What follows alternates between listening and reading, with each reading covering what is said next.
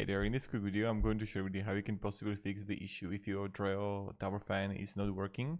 So the first thing that you can try to do is just you want to press and hold the power button for about 10 seconds. So what you want to do is turn it on, and let's say it's not like blowing air, just press and hold the power button for about 10 seconds. The second thing that you can try, maybe it's going to fix the issue, just you don't want to unplug it. I know it's going to sound strange, oh yes, unplug it, just unplug it, leave it for like 5-7 minutes, then plug it back in, and maybe it's going to fix also the issue.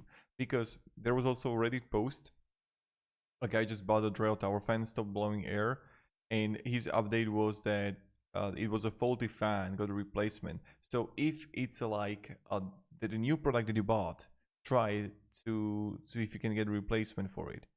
But if it's an issue that you have it for a longer time, I don't know how long, then just try to turn it off for like 10-15 seconds and like 2-5 minutes, or just press and hold the power button for about 10 to 15 seconds. So thank you very much and have a great day, and goodbye.